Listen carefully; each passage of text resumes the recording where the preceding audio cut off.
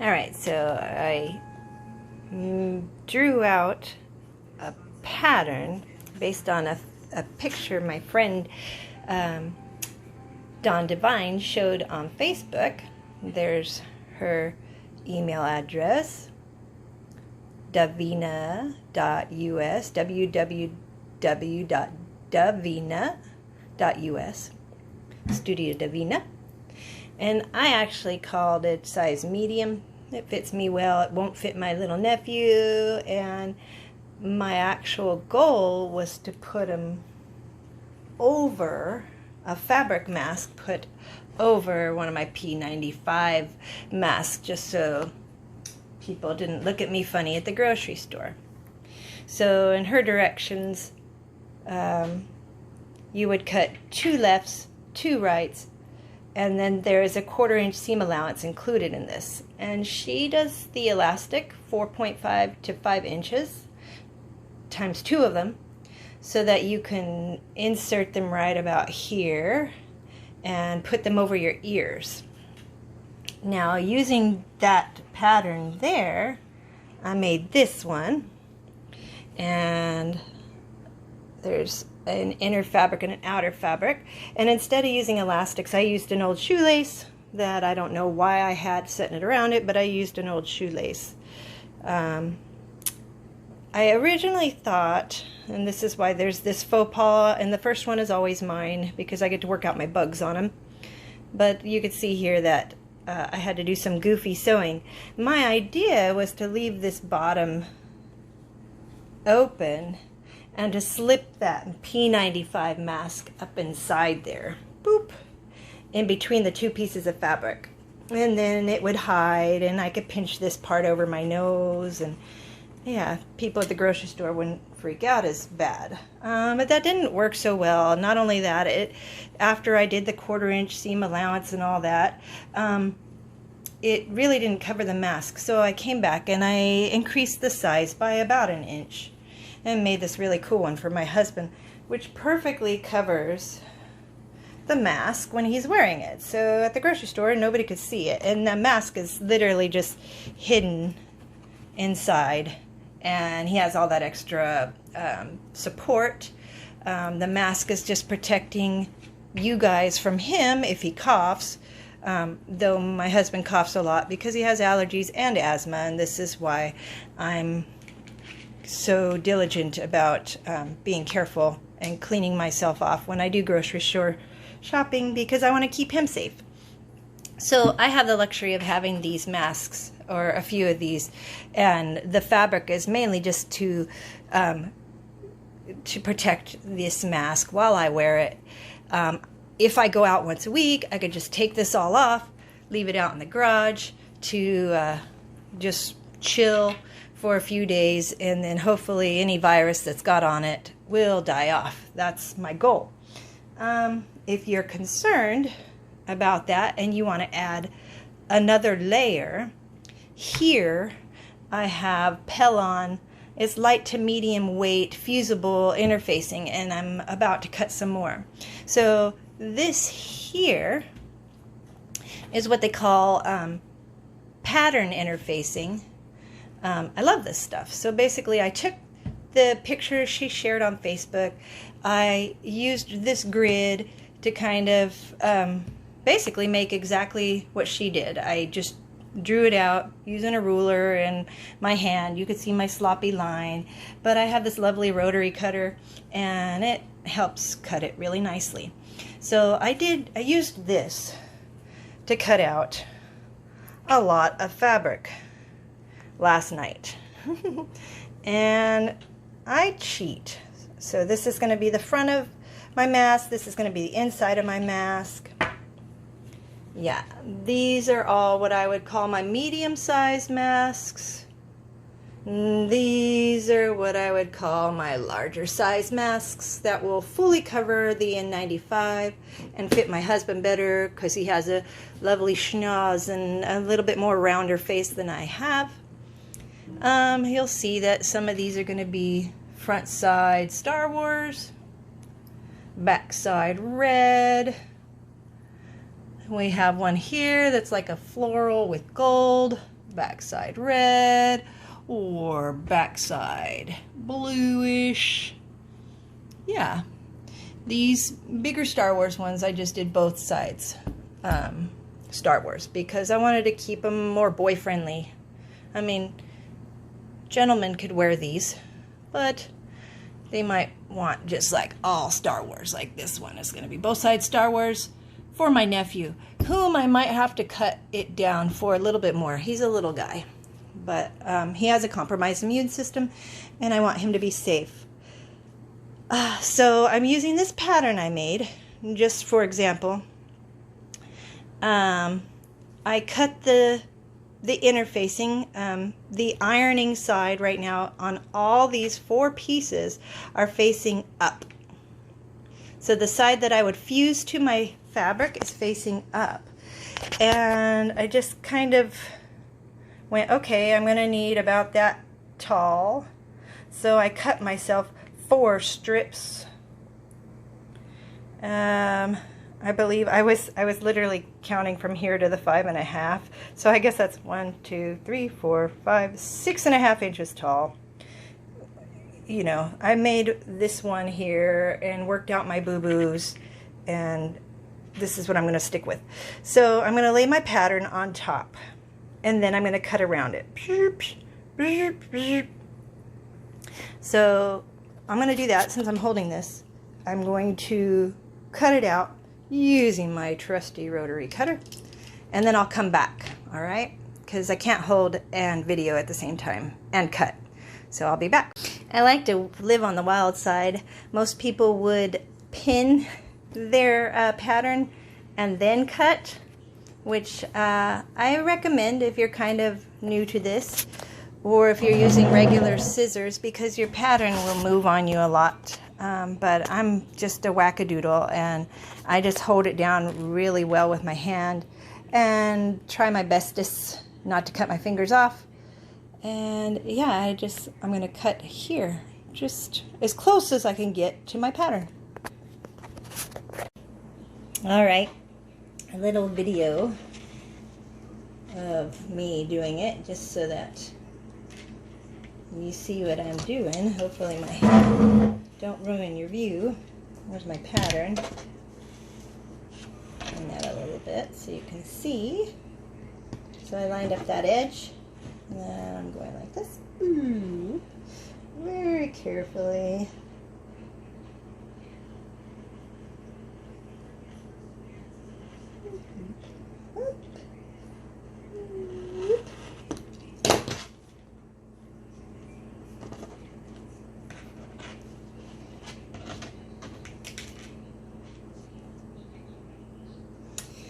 Now, iron-on interfacing, if you're putting it to fabric, it should actually be cut, in this case, because we have 1/4 inch seams, we should actually be cutting it a 1/4 inch smaller. But I'm not going to iron it. I'm going to be crazy and try this with just sewing it in, and then there's really only one part that I freak out and iron on, and we'll see how that goes when I get there. Usually it doesn't go too well, but I think if I cut the interfacing away from that stitching or that seam when I get to that point, I should be okay. Don't quote me on that.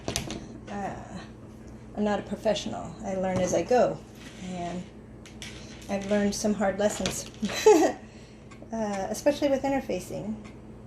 But the reason I'm adding interfacing is just to give the mask a bigger thickness, and hopefully the ability to block out more droplets or molecules or dust bunnies or sicky poos, yeah? So again, I'm trying not to gouge my original pattern, but voila. And then the reason why I'm putting 4 on top of each other is that this rotary cutter cuts through them all pretty quickly, and then I have 4 of them, and I'm going to use 2 for each mask. Now, on another pile of 4, I would actually turn my pattern upside down, tracing it out and cut it out. That way I technically have a left and a right. Yeah, I'll be back.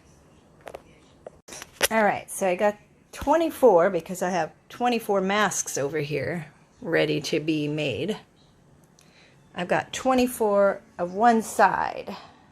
I'm going to do this stack with the pattern turned upside down, so I have the other side. So technically this, well, this might be the left side.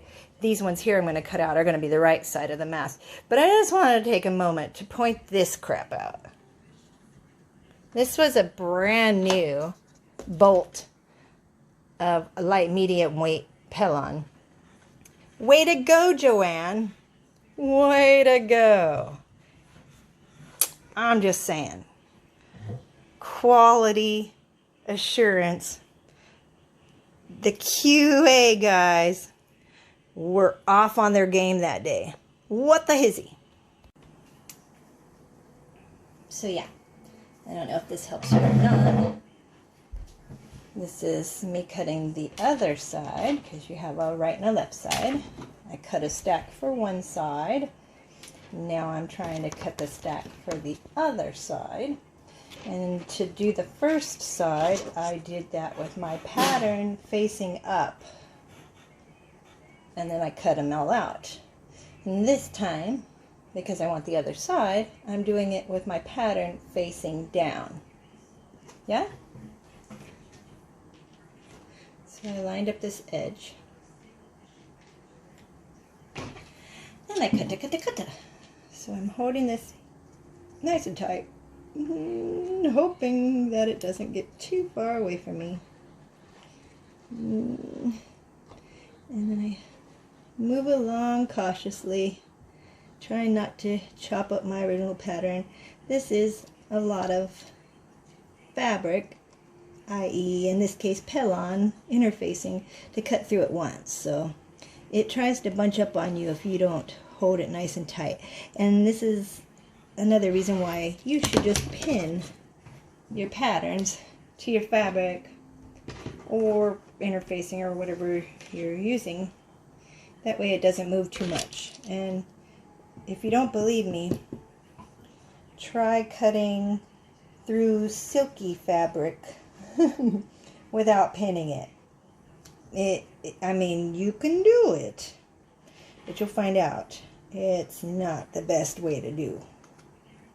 Yeah, and see how it's trying to bunch up on me. Okay, I'm going to go back over here. And so I use my body weight, proper body mechanics, to weight down on my cutting wheel here.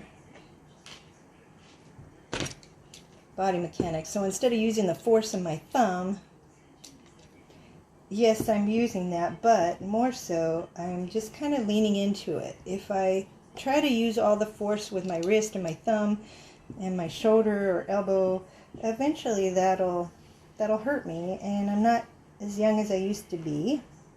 And so if I just use proper body mechanics like I would while giving a massage, I'm not using all the strength in my hand. I'm just kind of leaning in and letting my body weight do it instead of the strength of my forearm do it. Yeah? So here I go. Lean in and roll. Oop. And I'm going to move along so I get a little better grip there. Oop. Get my thumb out of the way. Go for it. And if it's a little messy, you can fix these edges up like that.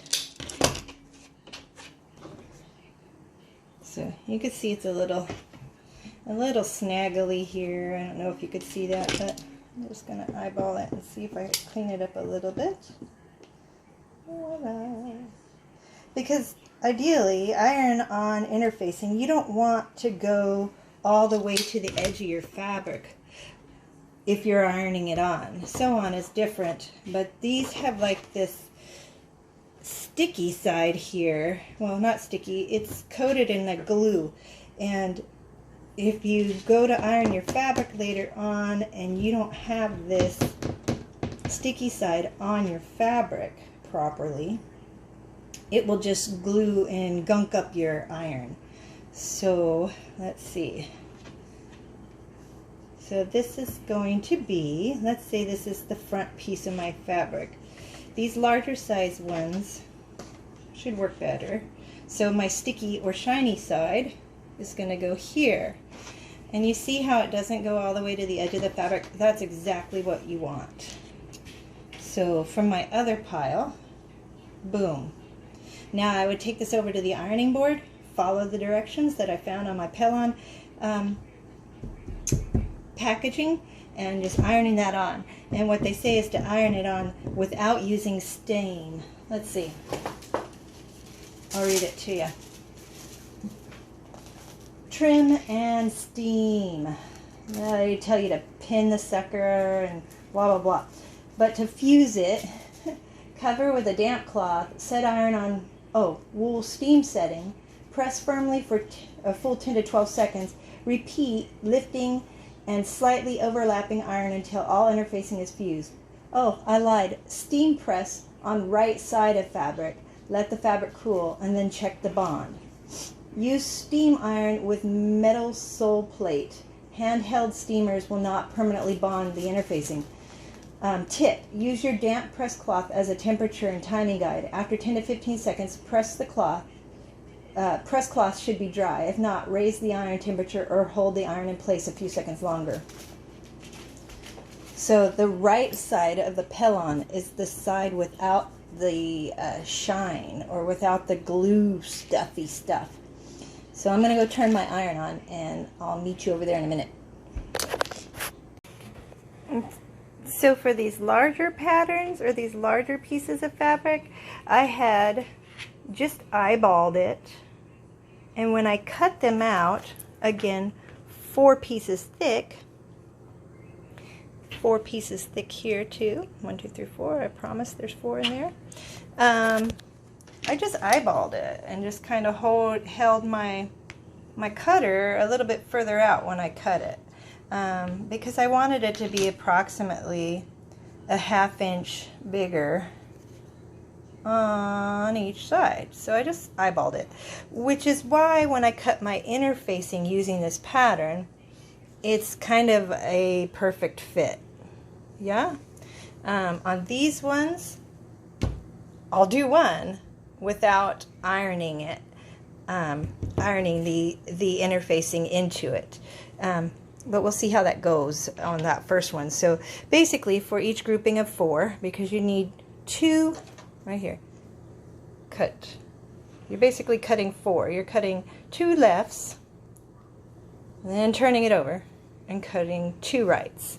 Or if you did it like I did it, there's other tricks, which I just cut a big pile and went for it.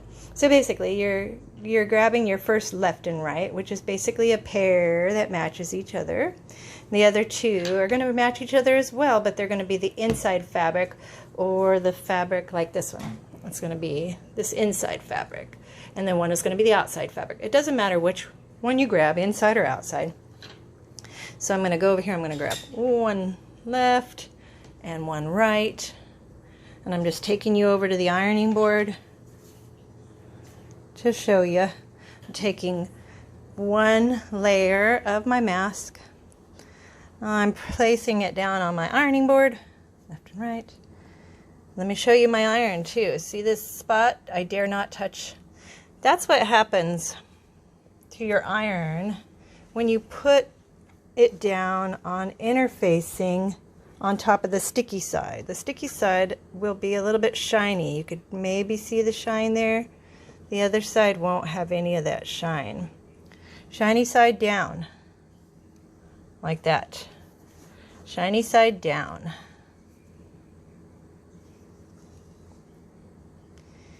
And again, just like the pattern, it's approximately a 1/2 inch or so from the edge. That'll work. So when you're ironing this, you do not want to lift your iron. I am living dangerously by not putting a damp press cloth, and there's reasons for that. Some fabric does burn, especially if you're leaving your iron on it for 10 to 15 seconds. So you just place your iron down. Do not move it back and forth. Count 10 seconds. If you smell burning fabric, grab your iron faster.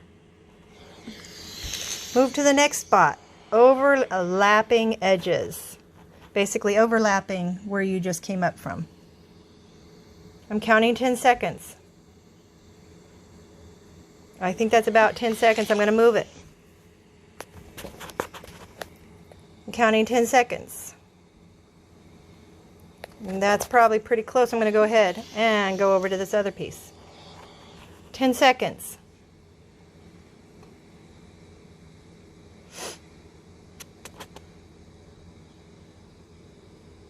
Pretty close. I'm moving to the next little section here. 10 seconds.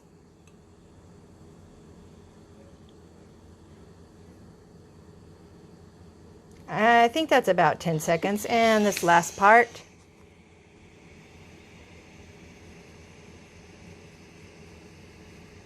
Ten seconds. Now we got that. Now you want to just test and make sure it's stuck there. And it feels like it's stuck.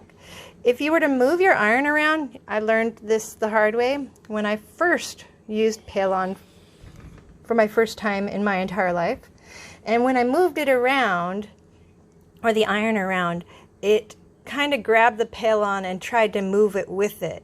So what I ended up with like a lumpy, bunched up, crinkly mess of Palon, just ugly. It didn't lay flat anymore. It was all glued and it kind of had this weird raisin, like a raisin pattern. So yeah, you don't want to do that. But I thought I'd show you how I did it. And it feels like it's pretty secure. So that's going to be another piece of a mask. That is mask 2, technically. So that's the one I just did. This is the next one I just ironed with you. I'm going to put its partners with it. So I got 4 pieces. 2 with interfacing, 2 without. And I'm going to finish this pile here. And then you'll see me soon. Okay, so this one here is my trial on some of the smaller ones where the interfacing came closer to the edge like this. So we'll see how this turns out. So basically how you do this pattern is you have your left and your right piece here.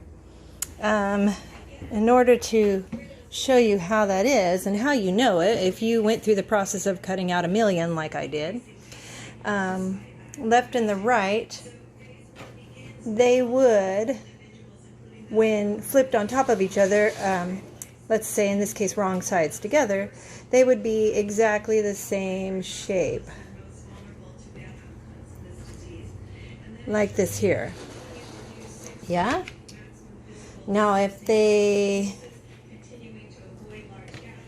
went together and, let's see, they didn't quite fit, then you know that they're just not quite right. Then so basically your left side or one or the other would be when you cut your pattern out with it facing up, and then the other side, or the one or the other, left or right, would be when you cut your pattern facing down. So they should be a mirror of each other. And when you sew these together, you sew the right sides facing each other in this case. So what I'm about to sew, right sides facing each other. And what I'm going to do right now is I'm going to use a 1/4 inch seam allowance, and I'm going to sew this edge. This is going to be the curve at the front of your mask. So let's go over here. Ideally you would pin this you're supposed to pin it. But like I said, I'm crazy. So let's try this. Let's see if I could get this on the camera for you. This might work. So I'm going to line this up. My machine is threaded. I'm going to line this up so that I can have a 1/4 inch seam, which for me is right about the edge of my foot, of my sewing foot here. I'm going to drop my needle. I want my foot back down, so I'm going to go like that. So you just get a better angle of this. You see, 1/4 inch, it's right to the edge of my foot. My needles come down right here. I have my machine set to do a straight stitch with medium fabric. Ideally you're using 2 cotton pieces of fabric. Let's get back over here so you could see my foot do its work. And I'm going to do a lock stitch at the beginning.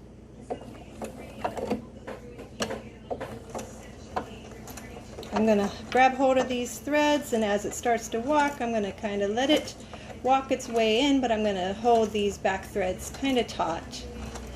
And then I'm going to let it go. Let it do its thing and continue this whole curve all the way around.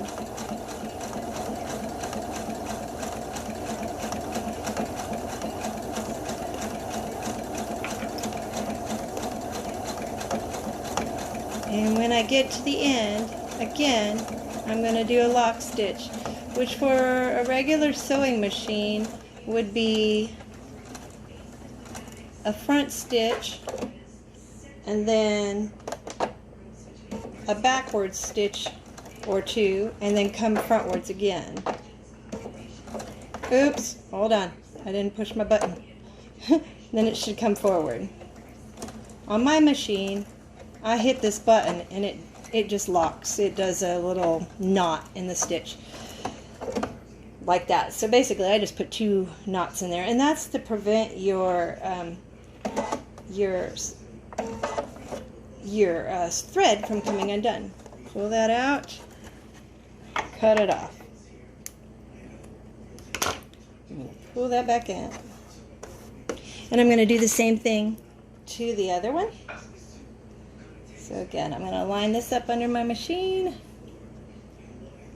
Stick that with a 1/4 inch seam allowance. Drop my needle. Set my machine to do a fixed stitch or a lock stitch, whatever you want to call it. My machine. See, normal machines you'd have to do a back stitch and then go forward. My machine just does its thing because I believe my anniversary gift a couple years ago was to buy this machine off of my girlfriend, Miss Mary Peterson. Yeah, and it's a very electronic and has a bunch of little bells and whistles that I enjoy.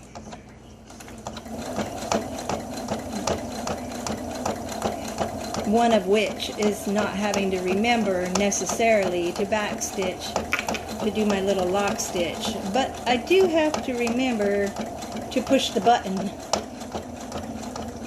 when I get close to it. Button pushed. And hopefully my hand didn't get in the way and ruin that for you.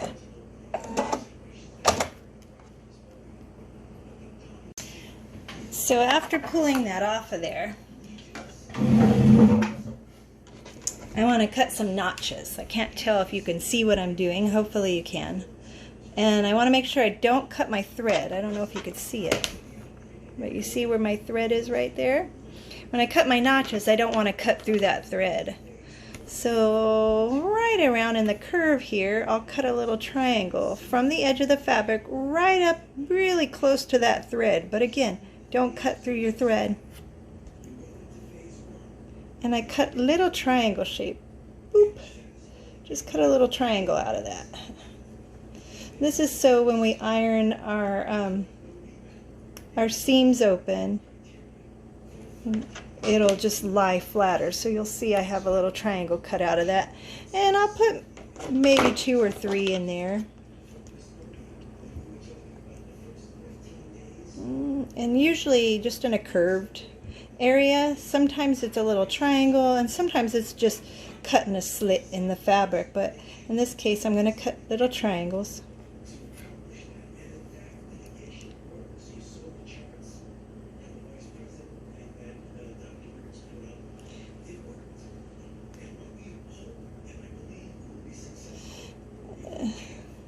I don't want to cut that fabric through there, or that thread. Boop. There we go. It's got 2 little notches in there, and I'm going to do that to the other one too. Usually right about the most curved spot. So right on either side of that curved area. Don't cut that little thread there, you see it? I don't want to cut that. I just want to get as close as I can to it. If I cut it, I've kind of screwed myself. And it'll take some findangling, and I've been known to fandangle to fix goofy mistakes that I should have known better about. And we might run into one in a little bit when we have all of this. So basically this interfacing is now another piece of fabric. So now this is 2, 4, when we sew it together, 6 pieces of fabric. And that's probably where that's going to give me some issues. But we'll see when we get there. Now when I'm done cutting my notches, I go back over to my ironing board. I have this thing they call a ham. I should probably get that little stand so that I can hold on to this camera while I do it and show you how I iron using my ham. So, got my camera sit back up here. This is my ham. Hi, ham. Hello. And hopefully you'll get a good view here. So with my ham, I want to iron that open. You can see it? See it? So then you're going to push your fabric apart. Boop. You're going to iron that open. See how I did that there? I opened up the fabric. Boop. And I'm going to iron that nice and flat. And the reason I use a ham is because this part of the pattern, or this part of the mask, is curved. And so the ham helps me iron it open, because I can't really iron it on a flat surface like this. You know, it doesn't want to lay flat. So I use a ham. I think that's the proper name of these things. I like making up names, so can't guarantee I didn't make it up. So again, I'm opening this up with my finger. Hopefully you can see that. I'm going to lay it flat against my ham, and then I'm going to iron that. Ready? And I realized last night, this is why quilters have those really cute small irons, I think. But see? Now this one last little edge, all the way on the other side. See, and even that, you could just leave it kind of where it is. Yeah? And then open it up.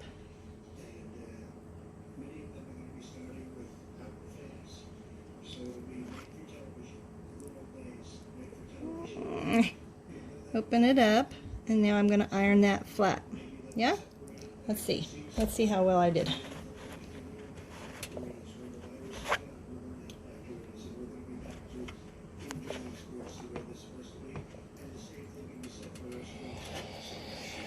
Oops. That part not so much, but there we go.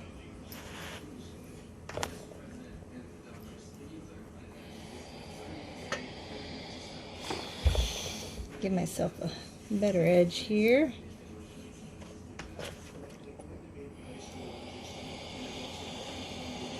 I do have the steam on in my iron still, but there we go. Kind of an okay edge, yeah? I'm going to do that to both the front and the back of the mask. Or the front piece of fabric, or the outside fabric, and the inside fabric. This is the outside fabric. The other one I just did was the inside fabric. I think I'm going to use this side edge. That's the thing with a ham. You can use any edge you want. Now I'm going to separate. I can't tell if you can see my fabric here, and fold that open. And I'm going to iron that. Iron it nice and flat.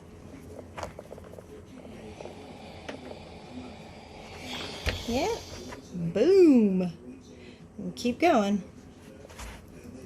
It's not done yet.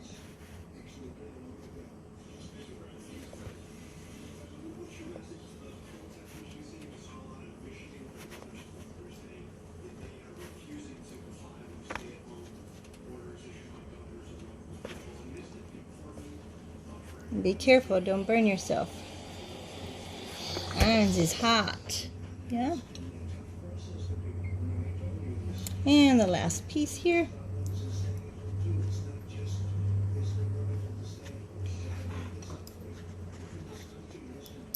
Yeah.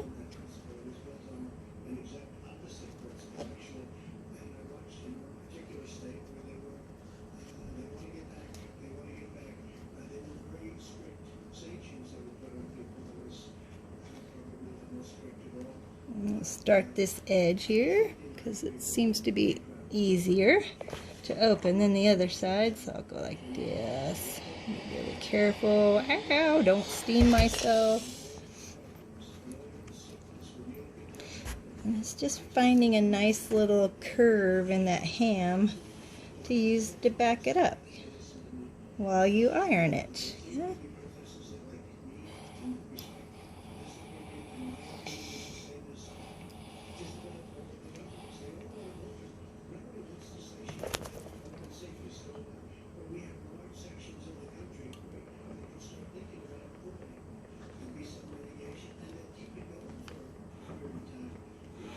Yeah.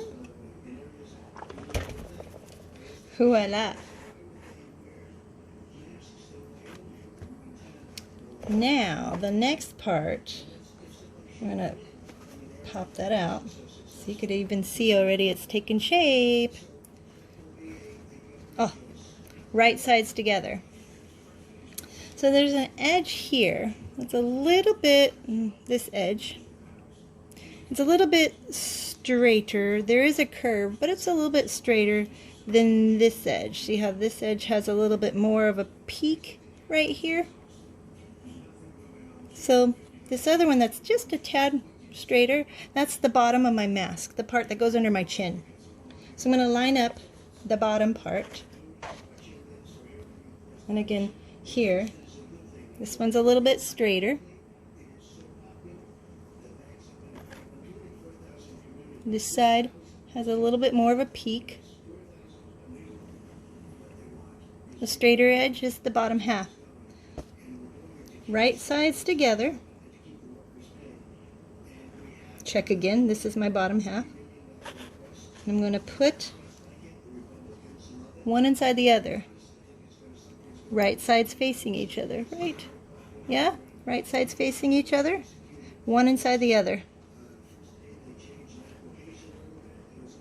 And I'm going to line up all my edges. I'm also going to line up this center seam.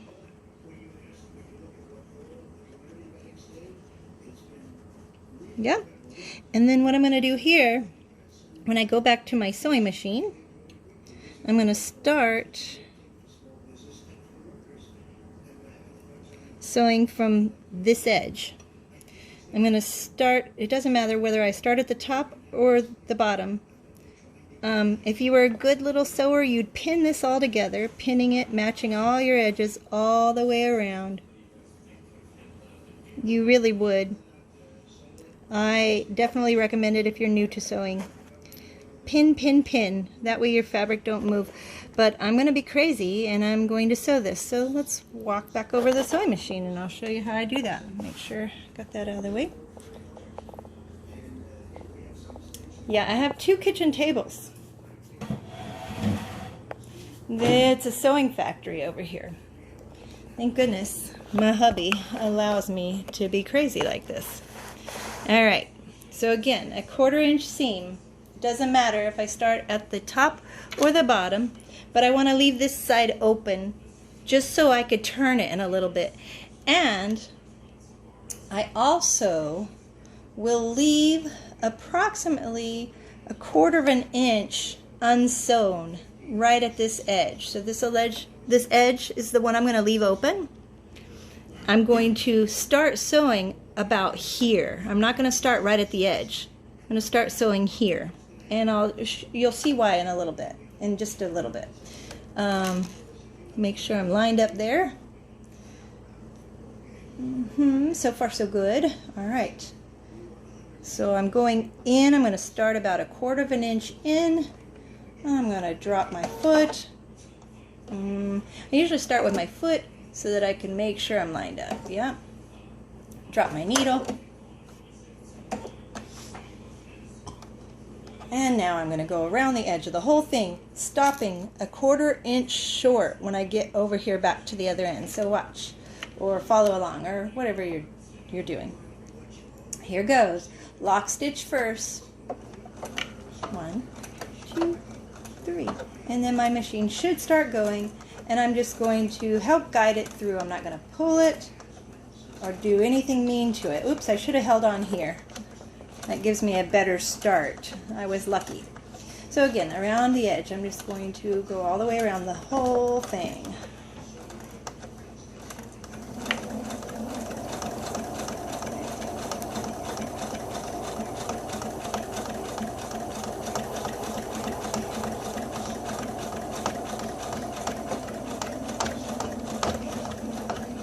So far so good.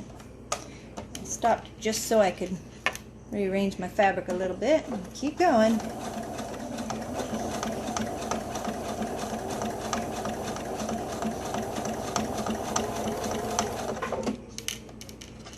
Make sure I'm still lined up here.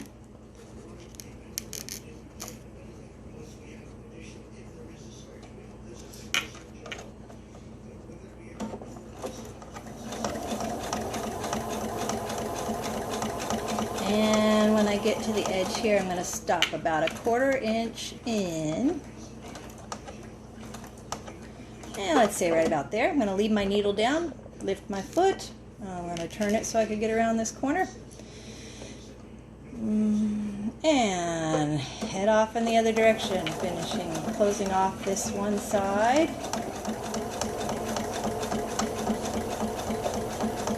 Stopping about a 1/4 inch from the edge, lifting my needle, lifting my foot, but leaving my needle down, turning, and then going again. Drop my foot, and let's put my foot on my real foot on the pedal. Going all the way around. This isn't really that difficult. When I get here, sometimes it helps to like kind of turn it inside out and then do that part. But I'm leaving it open so that you can hopefully see.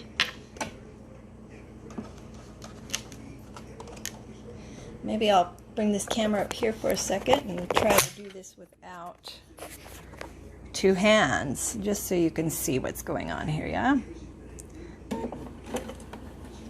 This is really hard while looking through a camera or through my phone. So here I just want to kind of tuck it and make sure that goes under the foot.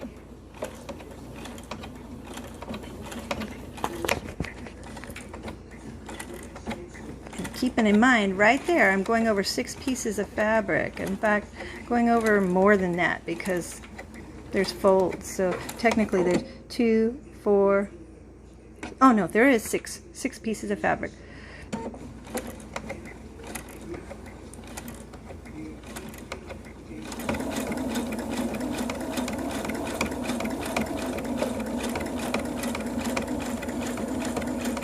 And again, I'm going to stop a 1/4 inch from the edge. Oops, sorry, I didn't mean to stop there, but 1/4 inch, and I'm going to lock stitch it, or fix stitch it, or whatever you want to call it. So I'm going to do it right about there. Oops, sorry, right about there. Lift my needle, lift my foot, pull it out, and cut my thread. Boop. Always make sure your top thread here that's coming out of your needle goes right in to the inside part of the foot, so it's locked in there. I don't know if you can see that. You see where I mean? I put my thread through that little opening, that one right there by my fingernail, and pushed it inside there. Both threads come to the back. Yep. So my project now looks something like this. It's all sewed together. Now what I'm going to do is cut the corners off. Let's see if I could do this and let you guys see it. I don't really have a great camera holder, so I'm making do. You're looking at my ceiling, but oh well. I don't know what I did.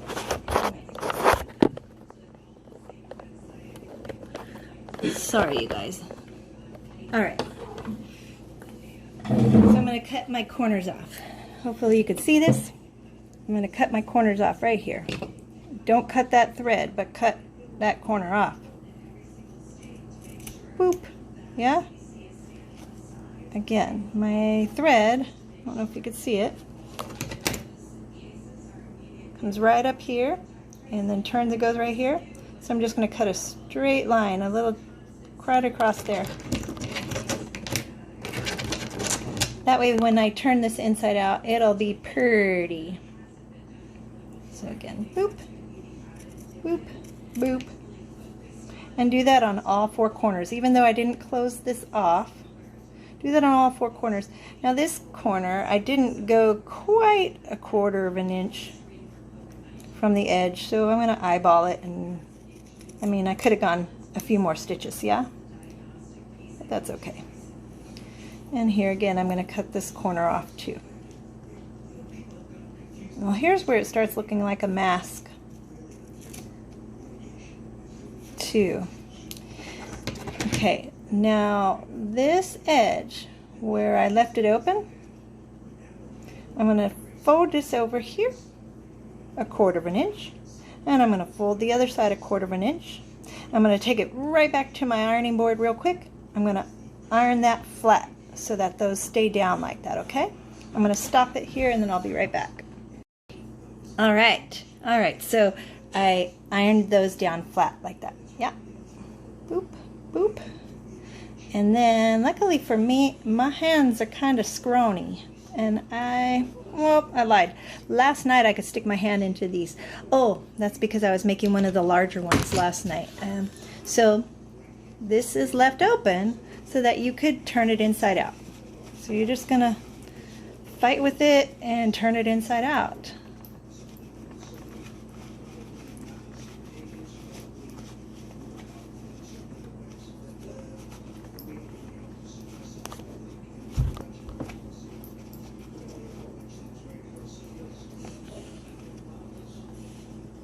And then I use a pokey stick, a pencil, whatever you feel like using. I think I have a pin right now, just to push out your corners. So I'm using a pin, and I'm going to poke, poke, poke until I have my nice square corners. And there's 1, and there's 2. And then I like to run it along this edge just so that it's kind of pushed out as well. Boop. So you get a nice seam or edge on your on your piece or on your mask. This is a mask. And I'll do it again on this other edge from that other corner. Boop, boop, boop. Doop-a-doop-a-doop. Ain't got no music, so I'll hum-ba-da-dum for you. And anywho, once you get about there, here's those edges. Can you see that I had just folded over and ironed? I'm going to tuck those inside. And then watch this. Wow. We just about have a mask. Now, if you're using elastic, you can put your elastic here. So what I'm going to do, because I think I'm using ribbon for this one. I'm using some grosgrain ribbon. I want to create a little spot for this ribbon to go through. And so what I did was I laid my ribbon across here with a tiny edge, and then I folded it over. Again, I want that edge here because I'm about to go sew a line here as close as I can get it to the edge, and I don't want to accidentally catch that ribbon. I want my ribbon to be able to slide through that opening, yeah? So let's go see how well I do it. I'll demonstrate right now.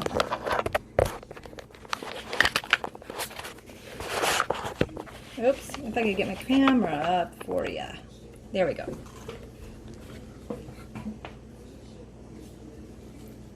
Oh, actually, before I sew that in, I want to iron this. That way it's pretty. So I'm going to go iron it. I'll be right back. So, all right, I ironed it. I didn't iron it flat because I want it to still have this curve, but I ironed all the edges so that they were nice and just neat. So again, I hope you can see this. Let's go over here and make sure. I'm going to lay my ribbon down, and actually I'm going to lay it from, again, the bottom of my mask is where the edge is a little bit straighter. Look in here. And the top of my mask is the edge that's got more of a curve to it. I don't know if you could see that, but see how it's a little bit curved. So I'm going to go from the bottom up. And now these are the ribbons that would like go around my neck and then tie around my head instead of being an elastic that just goes over my ears. And I find the best way for me to do this is to do my ribbon from the bottom up. So my free ends of ribbon are going to be up at the top of my mask. And again, I'm going to go over to the edge. I'm going to place my ribbon down, just kind of getting an eyeball, and then I'm going to fold it here. Not folding the ribbon, I'm just folding it into a little pocket. I have, you know, about 1/4 of an inch from the ribbon to the edge of my fabric, and then when I sew it, I'm going to sew it as close to the edge as I could get, and being careful not to accidentally sew through my ribbon because I still want to be able to pull it through. So I'm going to sew that. So I have it folded. I'm going to place it under my sewing foot. I'm going to drop the foot but not the needle, and that way I could just eyeball it and make sure I'm in there good. If not, I'll lift it and make some adjustments. Drop it again. Think I'm pretty close. I don't feel like I'm going to run over my ribbon. And then I'm going to drop my needle, set it up so I'll have a lock stitch, and then lock it in. There's a lot of fabric it's going through right there. You can feel the resistance. And just be really careful. Go nice and slow.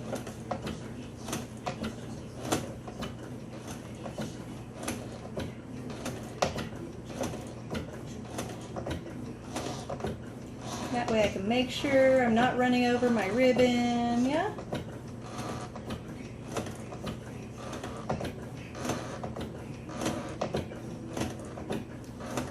And once I get all the way to the end, I do another lock stitch. Remember, because I want to tie a knot so that my thread doesn't come undone.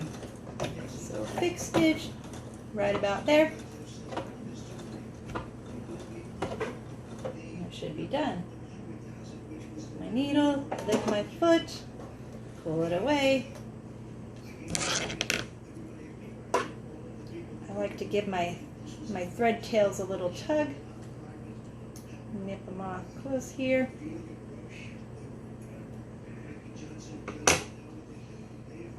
Now again, mine masks are being made with the idea of being able to put a P95 mask behind it.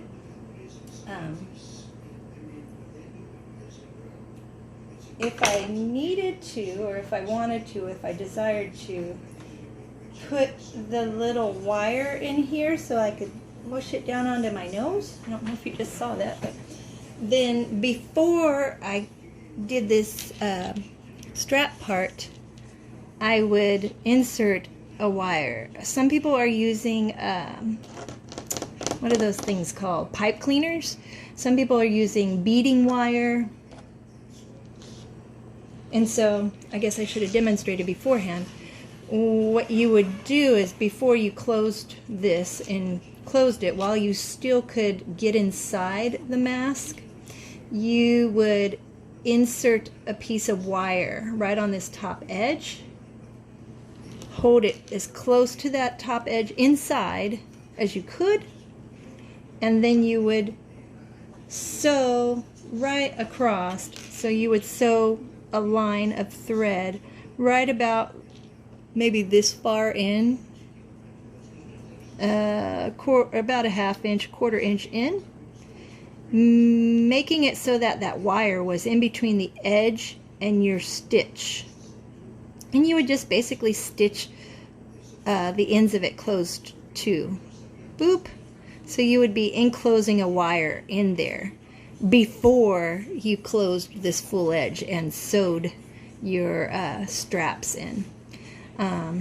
The only thing with the wire in there, I've seen where people try to wash them in the washing machines and they just kind of tear up the mask. So if you had a wire in there, I would probably boil some water and disinfect your mask that way.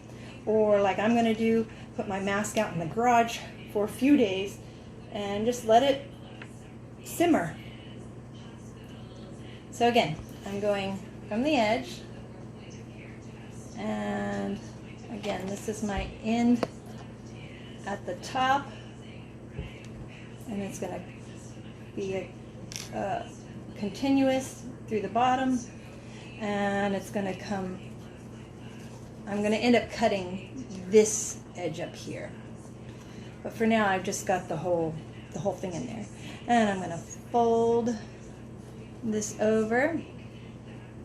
You could do whatever's easiest for you. I like to go like this and then fold it over, keeping my ribbon close to this folded edge and allowing a quarter-inch off to the side where I'm going to stitch it there. I don't know if you could see all that, but again, it's so that I can pull my thread or my ribbon through after it's threaded shut. So sewn shut. Let's sew this one shut and see what happens. I'm going to open this up so you guys can see. I'm going to pull my ribbon towards the edge so it doesn't get caught under my needle. Make sure I got it. That looks good. And I'm going to drop my needle. First I'm going to drop my foot, make sure I'm in my happy space, and then I'll drop my needle and go for it. And it's going to do a fixed stitch, and then it's going to go. Again, keeping an eye on my ribbon, making sure I'm not catching it under my needle. I think I'm okay. And when I get to the edge, I'll fix stitch again.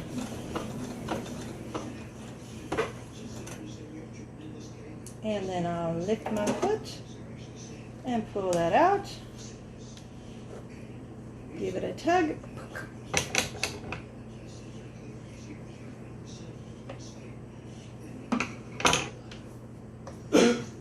Putting this thread back into my foot. Cutting both ends of the thread.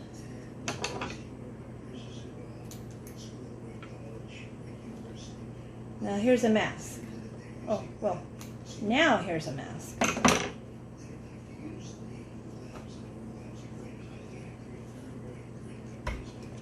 I hope you like it. Right? And now my ribbon can pull through it. Yeah? Now again, my loop is at the bottom of my mask. So let's see. I'm going to turn the camera. Maybe. Okay, maybe. All right. Hi. See how I put this on. Okay. So I have the loop, and I have eventually what will be my two ends here, even though I'm still connected. So I'm obviously going to need much bigger for the top here. But this is just so I can kind of measure. How do I put this on? This loop is the bottom. I put this over my head. I put that down at the back of my neck. I put this here. I just rest it under my chin. I grab my ribbon and I pull it up. And then, I just dropped that. And now I'm going to tie it on the top of my head. And so I want it to be comfortable that I could tie it. See, this is the first time I've done it this way. The other one I made last night, I used shoestrings. So I don't know how long this piece of ribbon is. Let me kind of get an idea and I'll measure it for you. So if I did it in a bow, and I want a little bow right about here. Got a little bow, and I'm super fashionable, and that looks about right. Don't cut your hair, Pooh. All right, there's a mask. Let's see how long that ribbon is. Because Dawn Divine does hers with elastic, and so the elastic would go through here instead of a ribbon, and it would just circle around like that, and it would wrap around your ears, yeah? I just like this ribbon way. And let's see, approximately I used, I want to measure it for you, just because some people want to know. Let me go find out. I'll be right back. All right, so that looks like I used 28 times 2. So let's just round that to like 50 inches worth of ribbon. So you can probably get away with a little bit less ribbon too. Let's try it again. Over my head. Rest it there. Under my chin. Pull my ribbons. And then my camera's gone somewhere else. And over my head. And tie it in a bow. Yep. So yeah, I could probably get rid of a little bit of ribbon, and so maybe about 50 inches worth of ribbon would do one, would make a person happy. But there you go. Whoa.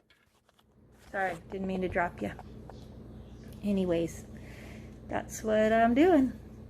I hope you liked it. I hope that was helpful. Now I'm going to go finish all the rest of these.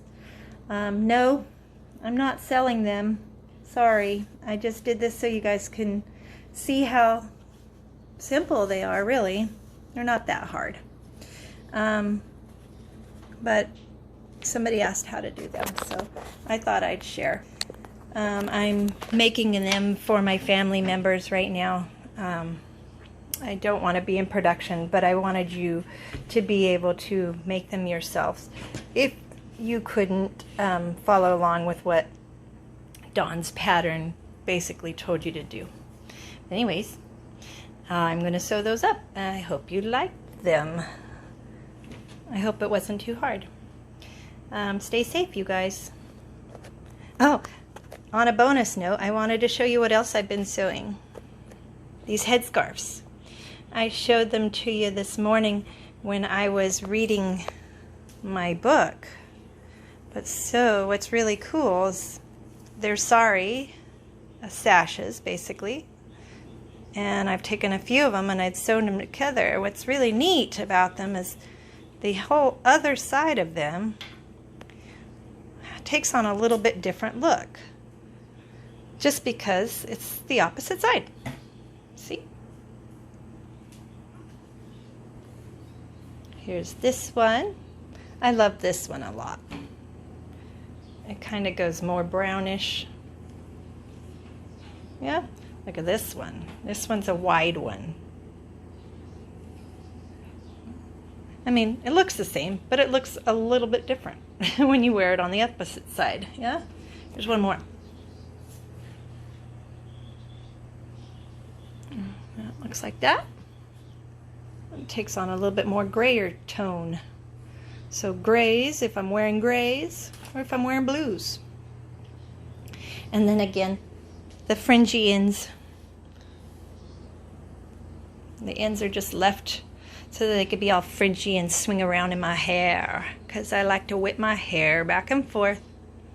But I thought I'd share. That's what all these piles are for, making more of them. Because I have a bit of an addiction. But I hope you enjoyed that video today. Thanks for stopping by.